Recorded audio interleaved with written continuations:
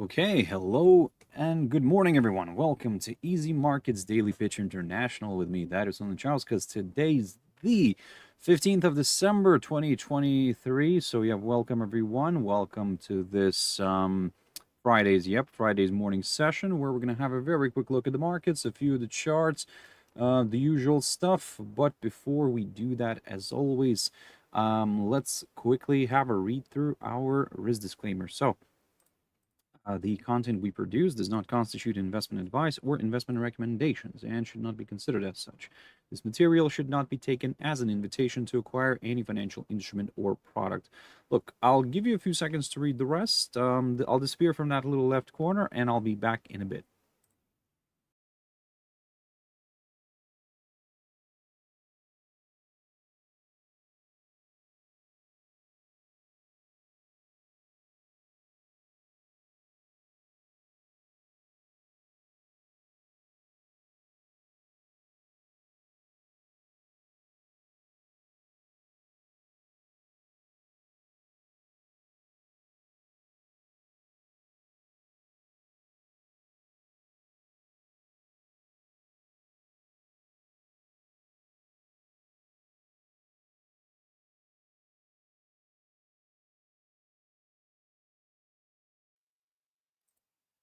Okay, so now then, also just before we jump into the charts, just a quick mentioning of our Easy Markets website, which you can always check out for more information about us.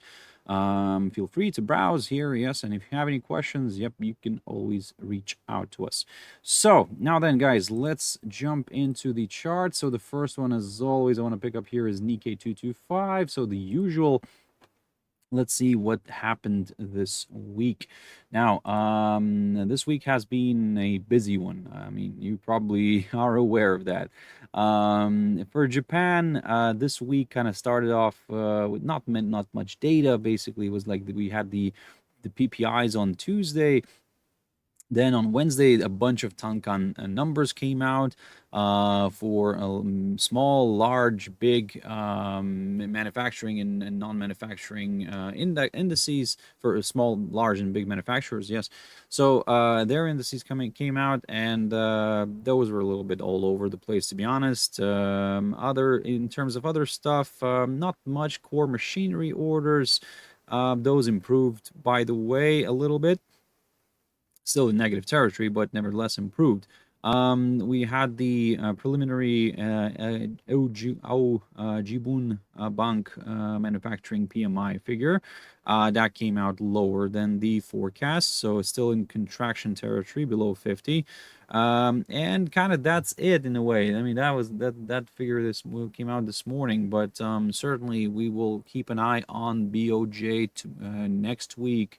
If I'm not mistaken, we do have the interest rate decision from the BOJ. Let me just double check when that's coming out. Yep, Tuesday next week, guys. So keep your eyes on that one. Tuesday next week, we do have it will be the Bank of Japan's turn to announce their interest rate decision. And the situation with Japan and the Bank of Japan is basically that suddenly they started talks of potential increases in their interest rate. Now, look, Japan's inflation kind of was on the modest side before, but well, let me just open up the chart very quickly for Japan's inflation rate. So yeah, I mean, Japan's inflation started going down, actually. I mean, it was on the higher side before.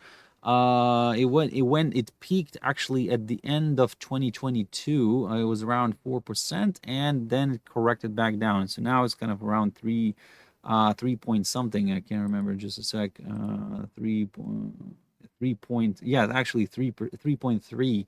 Yep, there we go. So I think that the Bank of Japan is actually worried right now that inflation might actually continue rallying. So on their end, and this little correction back down, what we're having is actually, yes, it is actually a correction, or it could be a correction before another push higher. So yeah, basically. what can I say? They are afraid. They're afraid, and the only measure kind of to kind of help put inflation back down, or let's say closer to um, their 2% target, is the raising interest rates, and they have not been doing that for some time. So I think that it will be very interesting to see how they will, what they will say, what they have to say, or what they want, what they want to say. I mean, in terms of that idea of raising rates. But again, speculations are out there now that it might happen somewhere maybe around like maybe next year, mid next year. So, but again, let's wait and see. For now, Japan's interest rate sits around at not around, but like at minus 0.10. So they're kind of hoping to bring it back to zero, and then maybe even actually in positive territory. So, and that might not be very well for Nikkei. So yes, of course, we'll see how that develops. But looking at this picture here overall from the technical perspective, now you can see that we have kind of stalled. I wouldn't say that we're in a range, but it's kind of actually reminds me of a gold weekly chart. So look, we did before kind of stumbling here into this kind of, I don't really want to use the word range, but maybe it is kind of a range, but not a very attractive one, certainly. But yes, range is range, maybe. Then so we had like something like a double bottom here with the neckline getting broken, so we pushed higher. I mean, didn't have a strong push higher, but either way, what I'm looking at here is this is, by the way, not the all-time high. No, the all-time high was much further. I think it was in the 90s. But anyway, so in the short run, I would say this way, that look, we did reverse to the upside, right? After finding good support near that 30,558 zone, we pushed higher. We came very close to testing the current highest point of this year near the 34,033 zone right here. And then we kind of reversed back down. So I would say that maybe actually this reversal back down could have been seen as a little correction before another possible leg of buying. So you can see that we did correct 50%, and we rebounded, and we're now kind of testing these two of my trend lines, which I said to you before that those are a little bit on the tentative side. So don't maybe put too much emphasis on those, but still could be interesting. Now, in order for me to go higher, guys, yes, a push above both of those trend lines is needed, and also a push above the 33,200 zone, somewhere above that. Yep, could do the trick for a few more buyers, and we could start aiming to the upside. So long story short, for now, I am leaning towards the upside a little bit here, because another thing that I'm kind of, another idea that I have is that, look, if let's assume if the BOJ is actually planning to hike next year, then maybe it would be like the last dance for Nikkei, because again, higher interest rates are not good for the stock market. So, and once the interest rates come out, then maybe we could see a fall. But before that, we could maybe see, the push higher. And basically, it comes to that. Buy the rumor, sell the news, right? So this is one of those examples where, yes, where you kind of can maybe try to, capture it. But look, still, I'm not saying anything. I'm not saying that it's for sure it's going to go higher. No, it's just one of the options. I mean, it's like just an idea, because still, either way, you know what's going to happen, right? I mean, we're going to push higher. For example, let's say in this case, we will push higher, or we could push higher.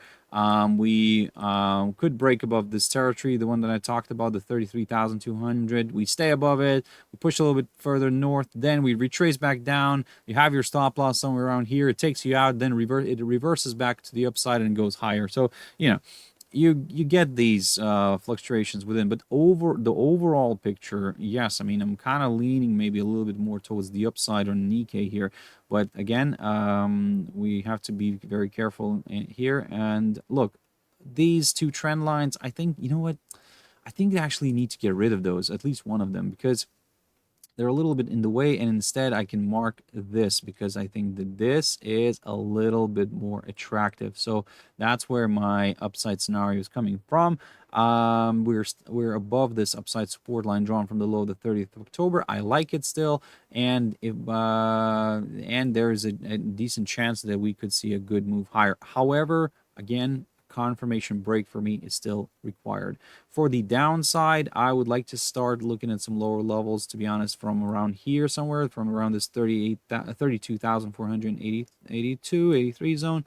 And at the same time, we could fall below the 100-day EMA, and it could lead to a move towards the current lowest point of December near the 32,160 or this 200-day EMA. Let's jump into China. There we go. Continues to slide. However, this is the interesting bit. It continues to slide, but it continues to flirt, actually. It continues to flirt with this 11,158 zone. I talked about this. I mean, yesterday we broke it. The day before that, we also kind of broke it on Tuesday this week. We broke it as well. So we're kind of flirting. So I'm really waiting to see if we're going to get a stronger move to the downside on this one. Because at the moment, yes, I'm cautiously bearish, but I need that body of the daily candle staying below this hurdle. I'm not really getting that. So if I can see that staying, then maybe yes, the next target for me will be the lower side of the falling channel, and then we'll go from there. Yeah, that's pretty much it, to be honest. That's the same analysis that I talked about yesterday. So for the upside, at least in the near term, within the falling channel, a push back above the 11,400 zone could do the trick for a few more buyers. And then we could aim for the upper side of the falling channel. ASX 200, there we go, continues to rally. I mean, look at this. My target got reached, the 7,444. I talked about this one. I said that if we do stay above this downside line, that's what I'm going to be aiming for. Boom. Fantastic. What's next? If we do stay above that 7,444 zone, my next target is what? Exactly this one, the highest point of February of 2023, or in other words, the current highest point of this year. And it seems like we could still go there. At the moment, I am very, very careful and cautious with this one because, look, U.S. indices are at their all-time highs. I mean, S&P is not there. I think that it's like, I'll get to the U.S. indices in a bit, but yeah, I mean there is still potential for some upside. Look, however, coming back to ASX 200, so this week for ASX 200 was interesting as well for Australian market as well. So Monday, it was a bit of a quiet one, but then on Tuesday we started getting the National Australian Bank business confidence numbers. So those did not perform very well. Then on Wednesday there was nothing, but on Thursday, yep, we did get the on Thursday we did get the employment figures from Australia. So basically, participation rate came out better, employment change came out better, unemployment did increase actually by 0.1%, so that's not good. So yeah, but in general, I think that the market still reacted positively, and mainly kind of followed suit at like what it followed the U.S. indices. Now jumping into those, starting off with the Dow. Let me just load up here. In the meantime, let me wait until my charts are gonna get loaded. Okay. Okay. Yeah, it takes time. Let me just, and there we go. So Dow Jones Industrial Average, these are the futures, by the way. So we we have a cash index as well, so I mean you can take a look at that one, but on the cash index we don't have like much data yet. So the futures do have much more historic data. So that's why I look at those. And but still, look, don't get me wrong. I mean, it still is kind of doing in this. It's still working in a similar way, in a similar fashion. But what's interesting here is like, look, the futures continue to rally. I mean, this is just, I mean, spectacular. This is just amazing. And yes, we continue to travel higher. So what's next? Well, basically, I really am struggling to find like a good area of resistance. Now, of course, I will look into my favorite beloved Fibonacci extension, which I look at whenever I don't know where the market could go in uncharted territory. Yep, so that's why we refer to our Fibonacci extension, and there we go. So basically the 50% here is around 38,050. So good potential target on the, this is the one. I know this is what I need to draw here. There, come on, and there we go. So 38,000, basically just the 38,000 is the next target for me here on the Dow futures. I mean, that is just phenomenal move. Look at this. It is insane. Let me just double check how much we have done already. So from the reversal here at the end of October to all the way here, just around 16%, a little bit more than that, but hey, 16 almost and a half. Hey, who's counting, right? No, but in general, look, I mean, this is an animal. I mean, and this is where one of those moments where I kind of argue with the Elliott wave analysts about all this, because look, this is what they will say. Look, there's this one wave 1, wave 2 correction down, wave 3, wave 4, and then wave 5. So what about like when everything started like happening here? I mean, what were you thinking? Were you thinking that this like could be a reversal because we're near key resistance? Sure, I was thinking maybe so we could be, but of course after the fact everybody will say, but no, that's like, you could see that it's clearly wave 3, right? You don't know that when, you know, maybe it was wave 1 here, wave 2, wave 3, wave little 4, and then maybe it was doing the wave 5, and then maybe it was, and this is where it was giving me a sign like, hey, maybe I'm ready to retrace here. No, there we go. This is what's happening here right now, and to be honest, I think that this locomotive is unstoppable for now. Oh, by the way, good morning in the chat room. Good morning, everyone. Good morning, everyone who's tuning in right now. Good morning. Why did it do it like this? Delete message. Just a sec.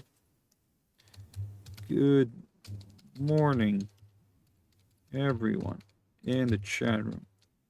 Is that okay? That's better. Yep, that's better. Exclamation mark.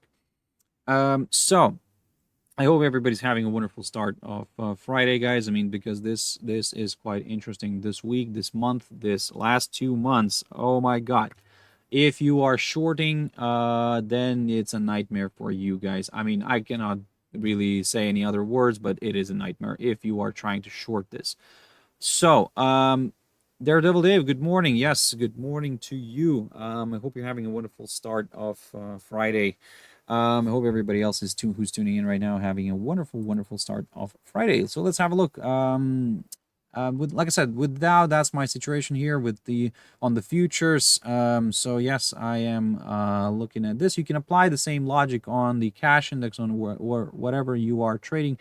If you are trading Dow, so you know, I'm taking from the lowest point of March of 2020 all the way to the highest point of 2022, basically the previous all-time high, which we've destroyed this month. And yes, now I mean, and you're drawing then the other point is at the lowest point of October of 2022, and this way you can put your Fibonacci extension on this one.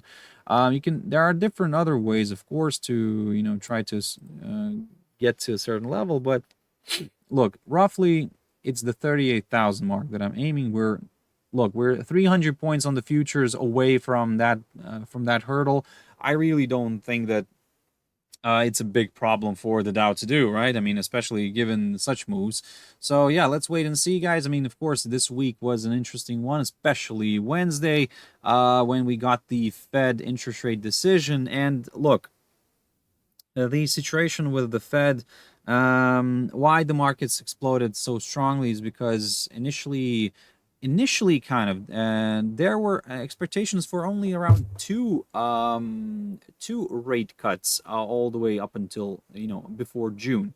Now there are three rate cuts. So basically, in my opinion only, and this is where like I said, I don't know if I'm right or wrong on this one, but hey, I'm an analyst. I need to kind of analyze. I need to come up with different theories, ideas, and to see then which one it has more credibility. But if you are suddenly going in for three rate cuts,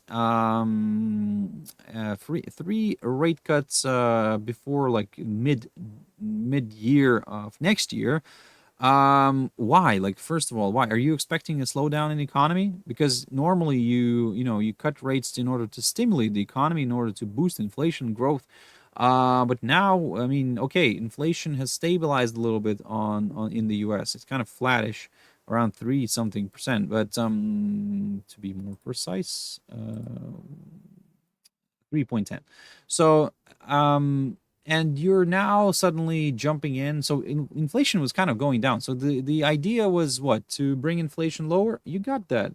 You don't, but now what? You think that inflation, we have a problem, a potential problem of the deflation, because you think that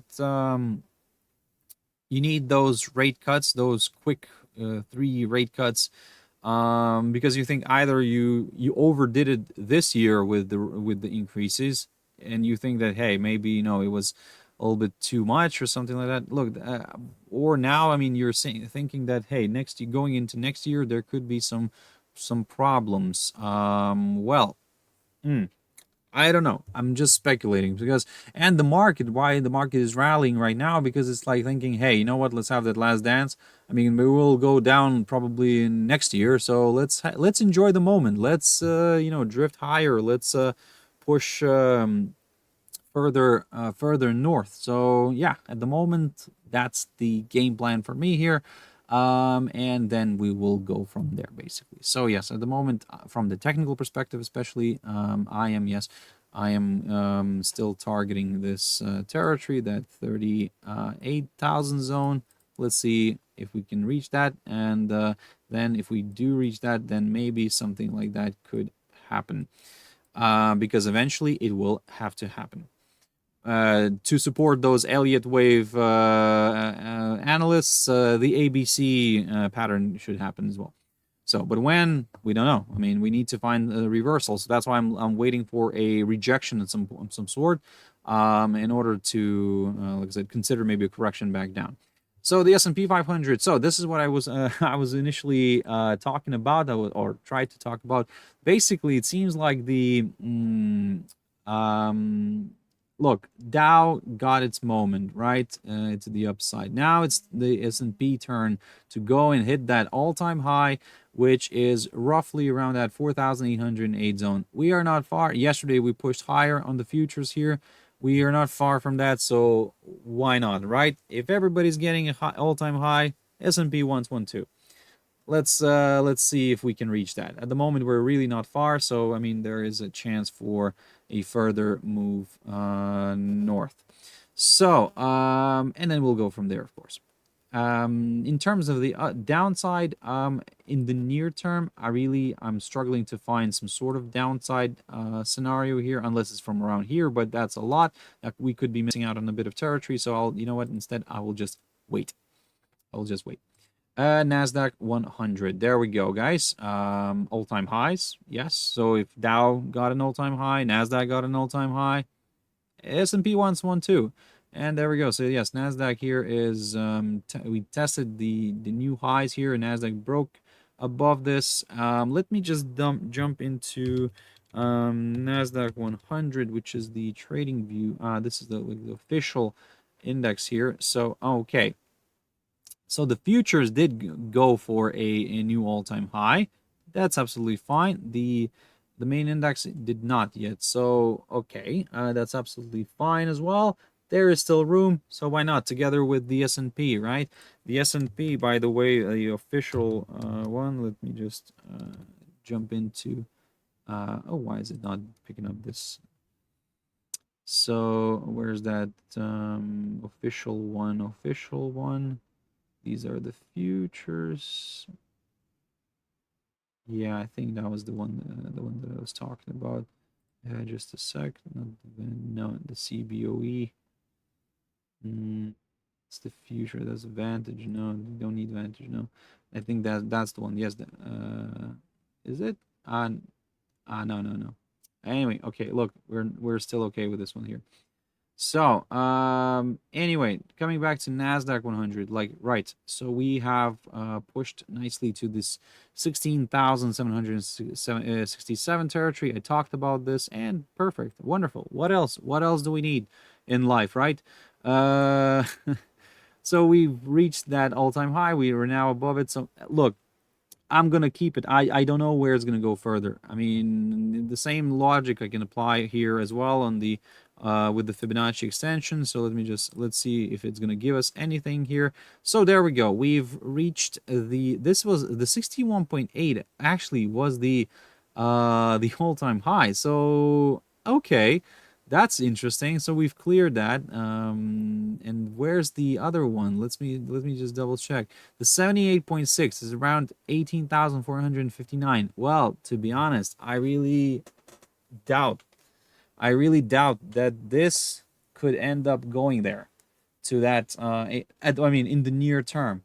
I think that actually what NASDAQ could do here is something of a double top here. I mean, okay, look, I mean, of course, let's not over speculate too much here, but at the moment, if the Dow has just a little bit left for the all-time for going for that number that I talked about, the 38,000, if the S&P has a little bit left for the all-time high here in the futures, so NASDAQ might just bounce around here, maybe wait for the other guys, maybe just it will stay here, and then wait for the other guys to start reversing, and then this is where, you know, we could have ourselves a beautiful formation. We could drift back down, form actually this, I'm sorry, my mind, my ideas are getting ahead of myself here. So look, if this is going to end up being something of a double top later on, I mean, that means that we are actually looking at something really radical in terms of a really radical correction. But hey, I mean, I don't really think that it's going to go all the way down here. But in the shorter term period, look, we have ourselves something of a potential head and shoulders pattern. Now, we have our left shoulder here, potentially. We have our head, and so if this suddenly starts reversing back down, we could actually initially aim for this territory only. This would actually be something of more important for me. So, and you know what? I am going to mark it.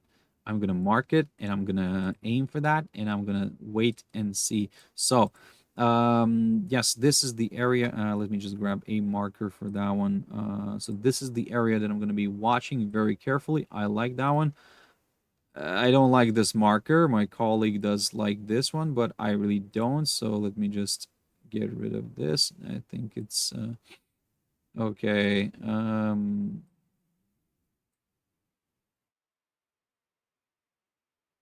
Why I cannot see it? Just a sec. There we go. So this is, yeah, this is much better. Let me just bring this. This is the line. And okay, just a sec.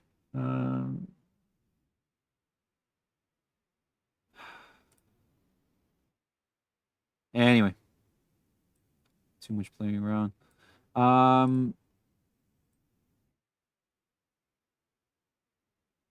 Is it like this? I'm honestly, why there's a line border. Anyway, okay, you got the picture, guys. I mean, but let me just get rid of this. So basically this is what I'm going to be aiming for, right? So yes, there we go. So at the moment, I will keep this idea on the table because this could play out beautifully actually. So let's say if we do remain somewhere here for now, then we start reversing sharply to the downside, and then we end up testing this territory. We rebound, then we push back up, and then we drift back down, and maybe then we would break the neckline. We could also break this upside line, and then this could open the door towards some lower levels. Again, just an idea. I don't know. I mean, maybe it's not going to happen, but let's if I can grab a formation here. There we go. That's the one that I'm looking at. I like this one. So something like this maybe. So yeah. I don't know if this is going to happen or not, but look, at the moment, I will consider something like that. So this is just something that I'll throw out there. We'll have it on the chart. We'll see if it's going to work out or not. This here thing has to go here. So yes, roughly, it's not something picture perfect, but roughly around this, scenario. Let's see if that's going to work out or not. The German index, DAX, and there we go. We yesterday had a beautiful correction back down, so we reached that 17,060 zone. I mean, that's amazing. And then we corrected. Look, if you remember, yesterday in my morning video, we had the candle kind of the candle kind of showed up here, and I said, look, there was a gap. You can watch my yesterday's video. I said eventually gaps get filled. I don't know if it's gonna happen straight away today or maybe it's gonna happen later on, but eventually they get filled. It got filled the same day. So fantastic. Look at this perfect move. I mean, this is just spectacular. Now, what I'm gonna look at further is basically this, that as long as we stay somewhere below that 17,000 territory, guys, this is from where I'm going to start considering maybe a bit of a correction back to the downside. And I'm talking about the futures here. On the cash index, you might have something else here, but basically on the futures, if we remain below that 17,000 zone, I will continue. I will aim for the downside, and I'll aim for some of these levels that which I have picked up earlier. So I like this territory right here, the 16,750. Also, I do like this 16,866 because it did act as a fantastic area of resistance and then support. So maybe it could do the same thing again. So yes, long story short, if you're looking for some lower levels, guys, then yes, there is a potential for this one. I mean, eventually it needs to go down, and look, it needs to have that ABC pattern. So at the moment, maybe this has been that signal, the reversal signal. So I kept on saying to you that, look, I will be waiting for that signal, and maybe it finally gave me that. So the only problem is that I don't think that it might happen like the correction, let's say, it could happen straight away. Maybe it will bounce around here a little bit, around that 17,000 mark. It will allow the other US indices to go and hit their all-time highs, and then it will wait for it here, and then once those start reversing sharply to the downside, maybe we could see DAX also drifting lower. Yesterday we saw the ECB.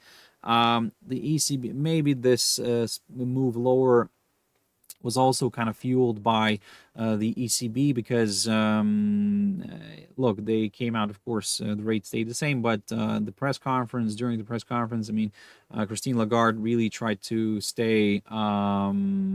really tried to pass on the message that, look, they're also willing to jump in whenever it's needed and they don't think that inflation is where they want it to be. So that's why I don't think that they're gonna increase rates, but they will keep the wording on the table that we will be ready to jump in order to kind of control the markets. And this is what I talked about previously. So yeah, at the moment I cannot really say anything else here, but apart from that, everything's kind of working out perfectly. I talked about this before, and like I said, I'm quite happy that it's building out, shaping up the way I was kind of thinking about it.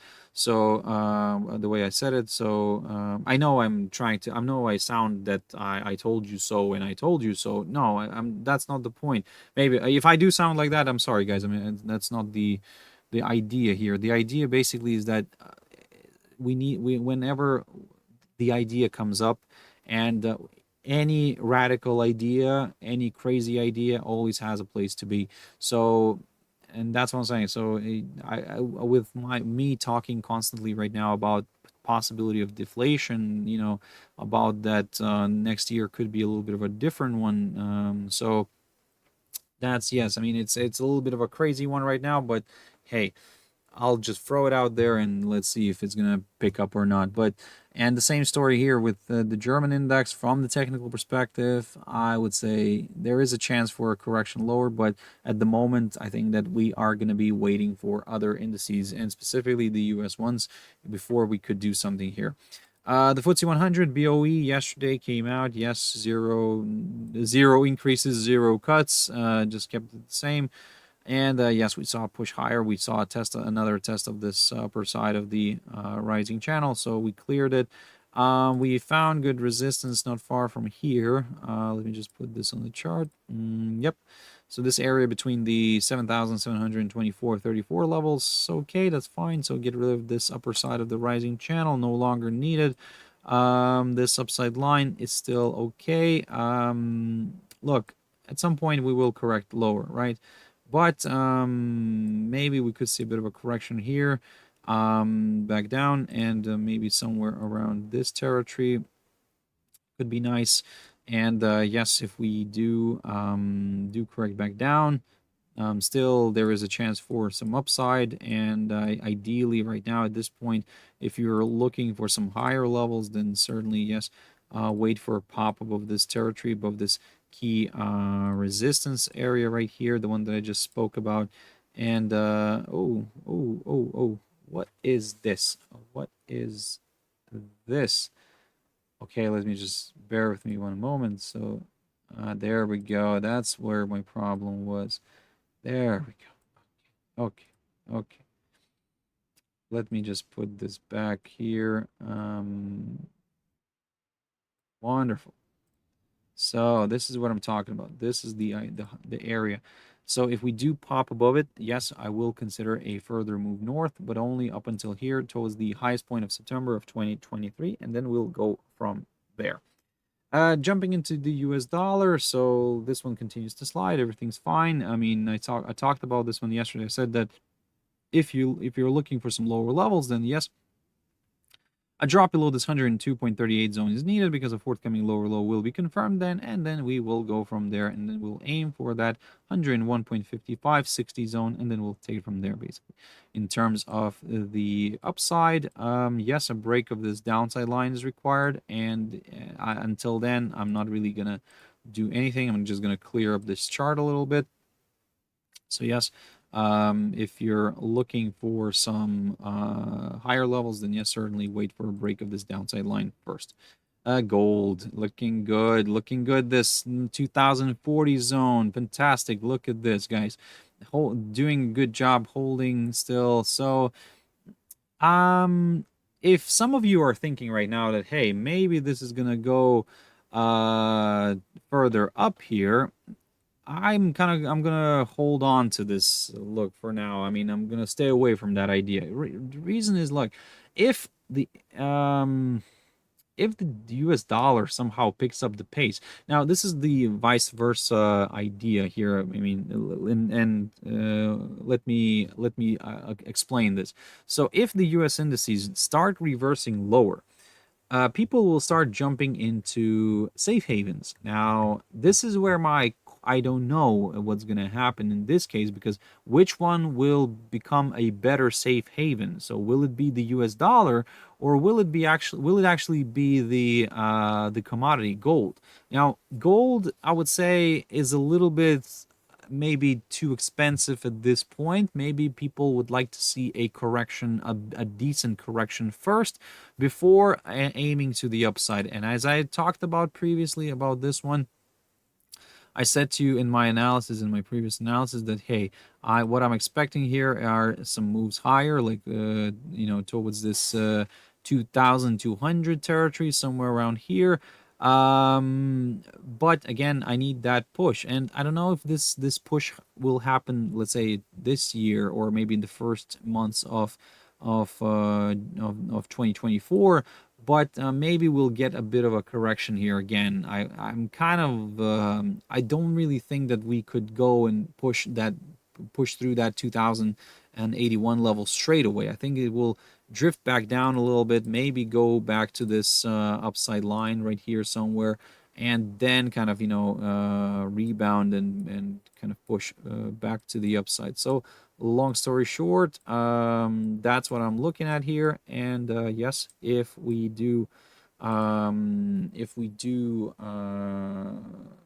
hold below that 2040 zone, or maybe the same 2070, 80 territory, if we remain below that, then yes, I'm considering a bit of a correction back to the downside, guys. I mean, at this point, it's a little bit of a tricky one.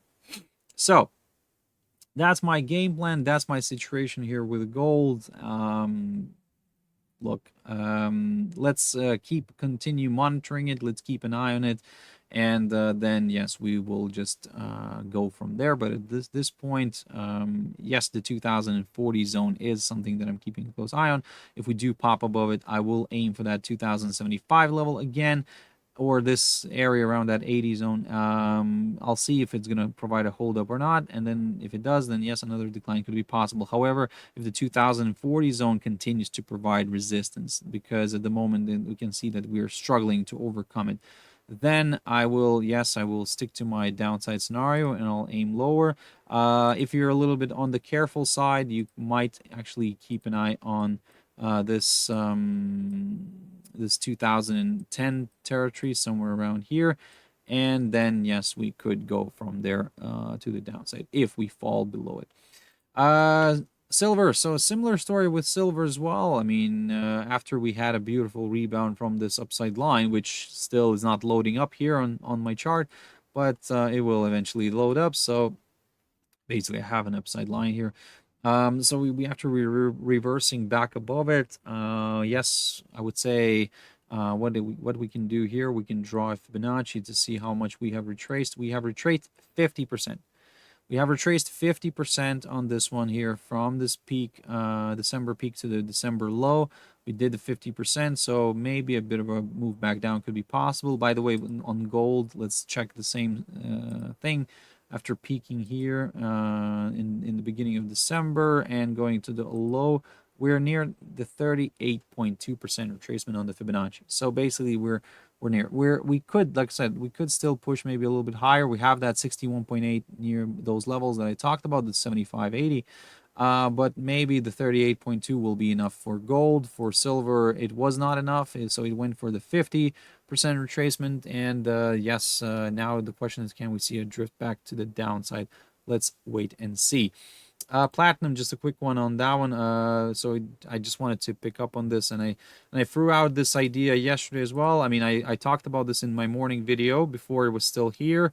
Then I quickly threw out this idea here on our channel, on our page, in our ideas section, and so far it is working out nicely. So let's continue monitoring this. Let's see if this can continue going higher towards my other targets, the 989, 995 levels, and then we'll go from there. Oil, there we go. Beautiful retracement. Look, tested the 72.38 zone, found good resistance again, and now I'm considering this again. Will this be a reversal back down?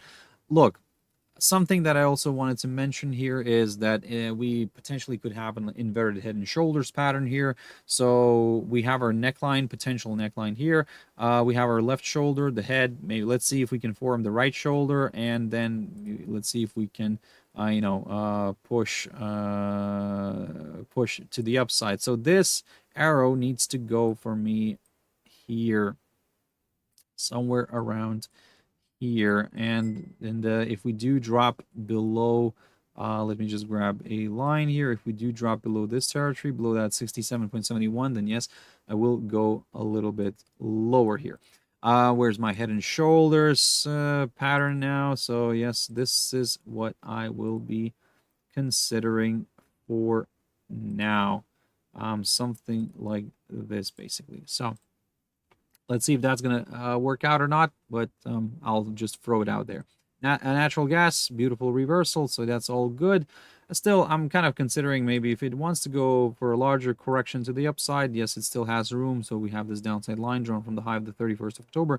So I'm continuing to consider that one. But what's interesting here is that we found good resistance near this hurdle. So yes, near this lowest point of August of 2023. So yes, 2.42 zone, something like that. If we pop above it, there is a good chance for a move higher towards this downside line, and then we'll go from there. If it holds, if this barrier holds, then another decline could be possible. Sugar, beautiful. Why? Because not only it's nice, we all love sugar. I love sugar.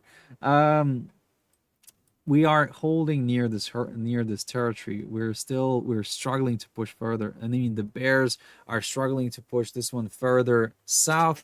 And to be honest, I don't blame them. It's a good area of support, and let's see if that can be maintained. To be honest, for now, what I'm seeing is I'm seeing signals of a potential reversal here. But again, let's not rush into things. Let's see that reversal first, and then we can maybe pick up and aim for the 200-day EMA again. Yep.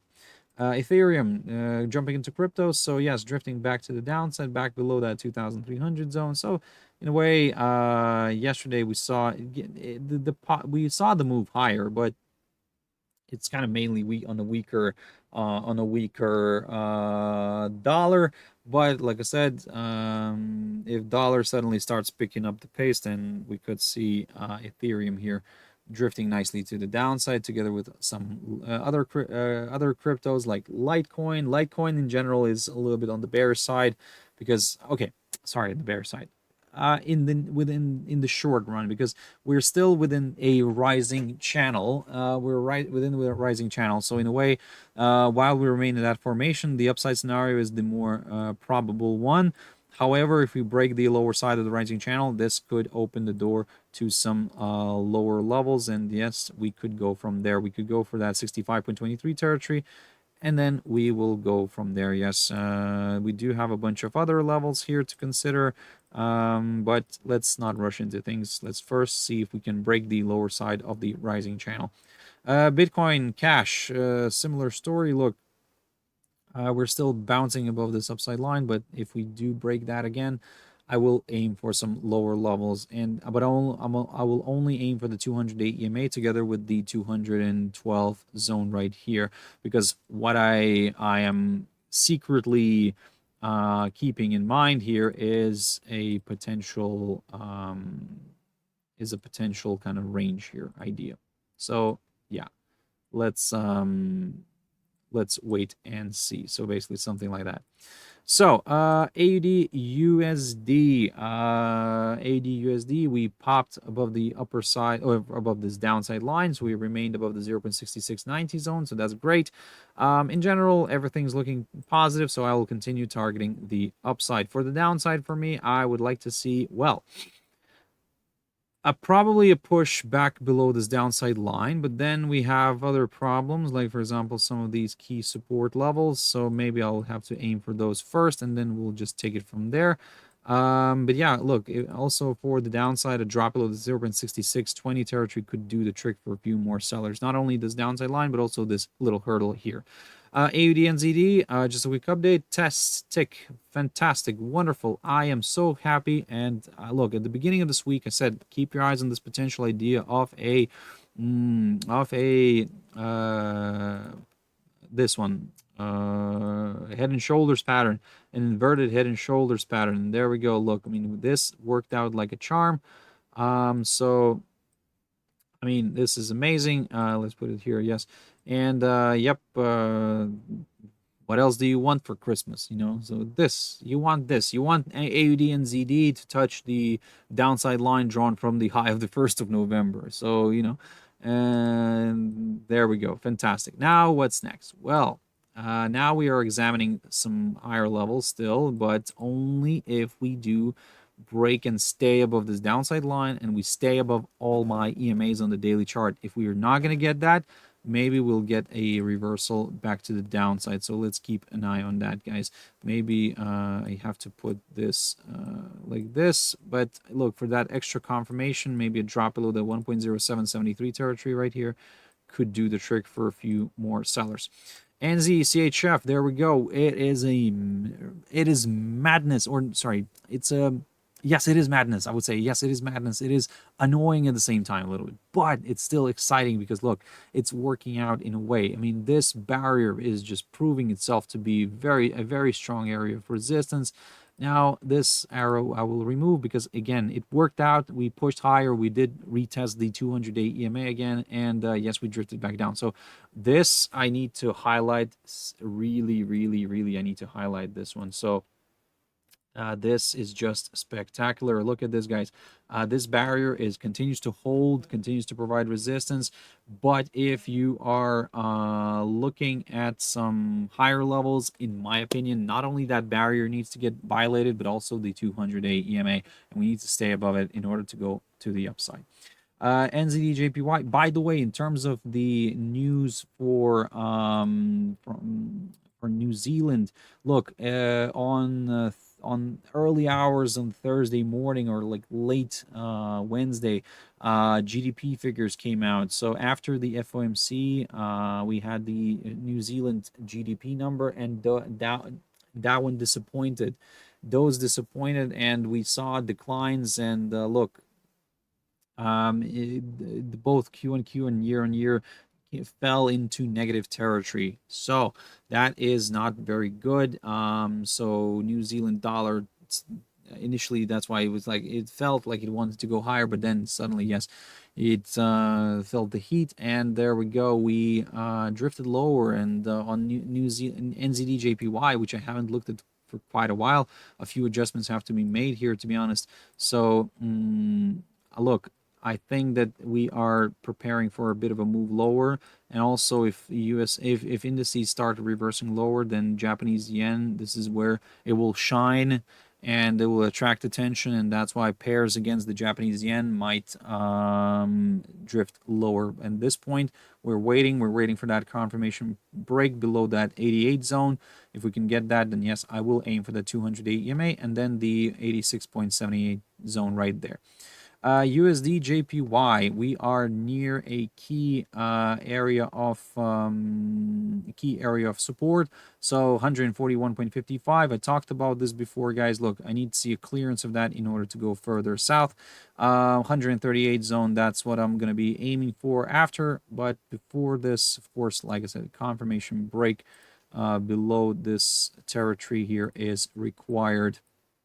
Now, US dollar against the Canadian dollar, and there we go. Beautiful move to the downside. A drop below the 1.3487.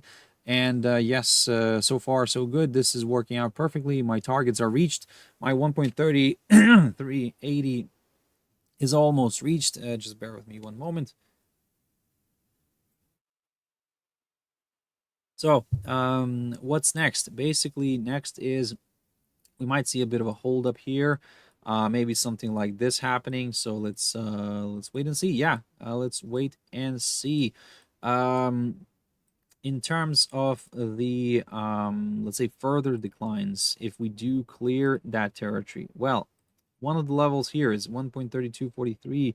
However, I think that something else needs to be marked here. Maybe somewhere around here. Yeah. Yeah, maybe this could work. 1.3315. Yes, if we do clear that 1.3380, My next target will be this one around here, and then we'll take it from there. US dollar against the Swiss franc. There we go. Continues to slide. And so look, I talked about this little 0.8676 territory. I said that if we do drop and stay below it, I will go, excuse me, I will go lower. And so far, it seems like it could be working out. However, I don't want to rush into things, guys. Again, like I said, if somehow the US dollar picks up buying interest, then maybe we could see a nice reversal here. Maybe we could see actually a beginning of a descending triangle pattern formation. So basically, like we are testing now the lower side of it, and then we can rebound and push towards the upper side of this potential idea, and then we'll go from there. I mean, the descending triangles tend to break to the downside, but again, a confirmation is needed. But in the meantime, at the moment, I mean, I'm not really excluding the upside scenario. Yes, we have drifted below this, but of course, I'm cautiously bearish.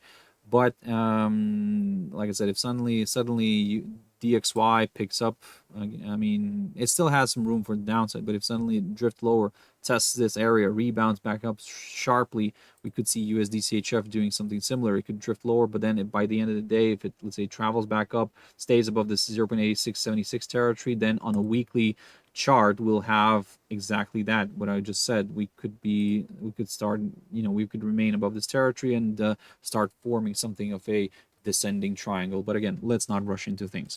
GBPUSD very quickly. Boom. Yesterday we saw BOE coming out with the interest rate decision as well. They remained the same, but that kind of actually worked well for GBPUSD because the US dollar continued to slide, and there we go. That's what we saw here. We pushed nicely to the upside. My idea worked out wonderfully. I mean, I talked about this. I threw out this one, and yes, there we go. We are pushing higher, and in a way, I mean, okay, look, I'm targeting this 1.2996 zone or the psychological 130 zone, but we're currently near a key resistance as well, near the 1.28. Now, if we do clear that, then yes, I will go towards that 1.30 zone. But if we stay below this, then hey, maybe a bit of a retracement back down here could be possible, and we'll go just from there. So, yes, maybe if we do fall back below the 1.2733, then I'll consider a bit of a correction here, a larger correction to the downside. GBPNZD. So this one's beautiful. I talked about this yesterday. I said, look, we did already the 50% retracement on the Fibonacci. Now the question is, can we rebound from it? We did. We did, and we pushed back towards that 38.2% retracement on the Fibonacci. And there we go. We did that. We pushed towards the 200-day EMA, which is kind of near that area as well. So now the question is, can we see a breakout to the upside here? Well, look, I mean, this arrow needs to go because the mission is accomplished. Now the question is, can we see a break above this downside line? And look, I have this upside line. I need to get rid of it. It's just in the way. So it's just the focus now falls on this downside line, but also maybe just this one as well. We do have this other downside line here, and it's kind of almost parallel to the one that I have here. So look, from the short-term perspective, if we do break the shorter-term one here, then I'll aim for this other downside line drawn from the high of the 21st of August. And if that gets cleared, surprise, surprise, upside scenario is back on the table. I mean, it's already back on the table in a way, but we're not really that comfortable yet with it. So GBPCHF, beautiful. Honestly, look, I yesterday warned you guys. I mean, I said, look, we are flirting with this territory, but let's see if we can stay below it, because, I mean, maybe this will end up being something of a range. And look at this animal. It pushed back up. It pushed back about the 50%, 50-day retracement here. 50-day retracement, 50-day EMA. It's working out. My upside scenario is working out now, because I said that if we do pop and stay above the 50-day EMA, I will aim for the 100-day EMA, and if that gets cleared, 200-day EMA is next. EURCHF. EURCHF. Oh, and by the way, GBPCHF, yes, I'm aiming for the upper side of this range, because it seems, yes, we could be in a range. EURCHF, we pushed nicely towards this target, towards my target. I said that if we do pop and stay above that 23.6, then yes, I will go for that 50% retracement. We did that. Great. What's next? Next, to be honest, I really want to tidy up this chart and I want to start fresh.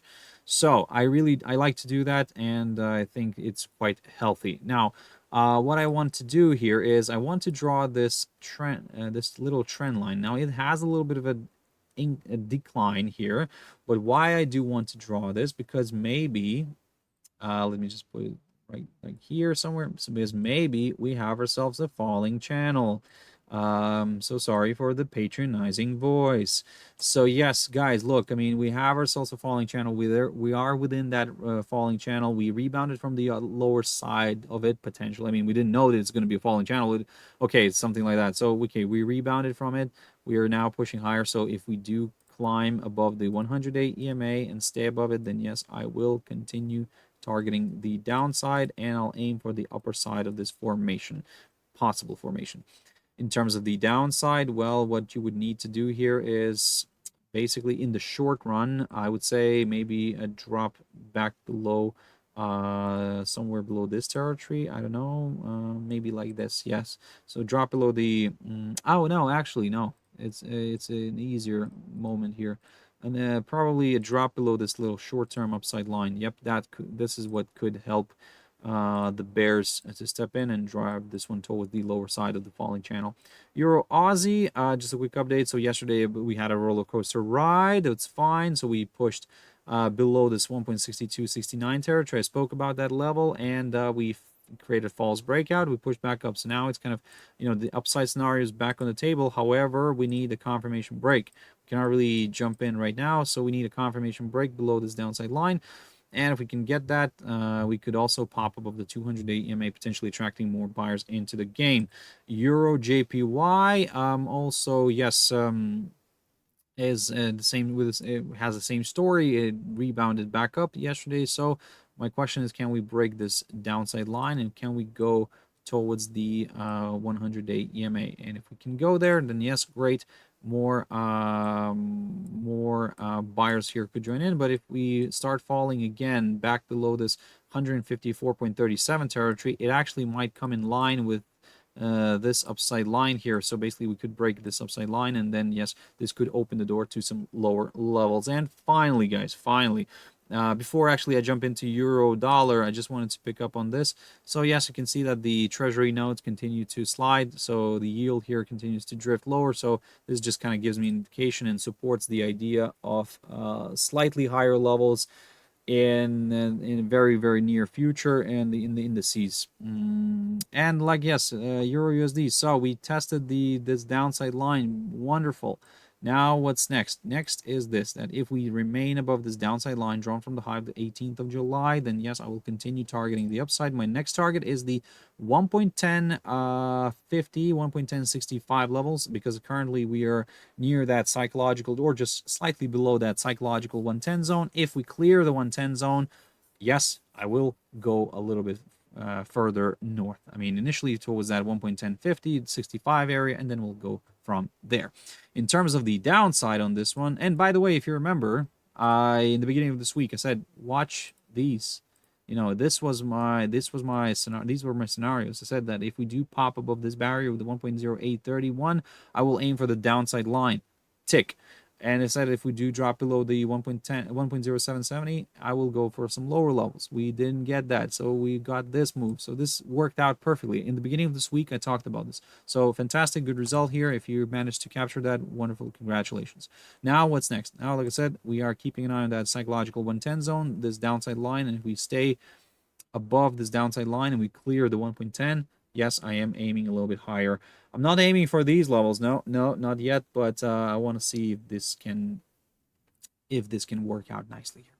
So that's it, guys. That's it for this week. I hope you found it useful. Thank you very much for tuning in and watching this one till the end. I really appreciate that. Sorry for the lengthy webinar, but yes, it's the end of the week. I just wanted to cover a lot of stuff. I wanted to mention a lot of stuff as well. So thank you very much for tuning in, and thank you very much for your patience. I really appreciate that. So have a beautiful trading day. Stay safe. Have your stop losses in place. Risk only what you can afford to lose, and everything will be fine. So I will see you next week. Yes, let me just double check the calendar. 18th of on Monday. Yes, 18th. So yeah, yes, I'm here next week. So, but yes, it will be a shorter one. Maybe we'll see. I don't know, not yet. But look, for now, I hope you'll stay safe, guys. I hope everything works out nicely. If you're in profit already, so just kind of maybe leave this month, just continue observing it, and wait for that ideal scenario to build up. Anyway, have a beautiful weekend. Have a beautiful trading day today, and I'll see you on Monday. Thank you very much, and bye-bye.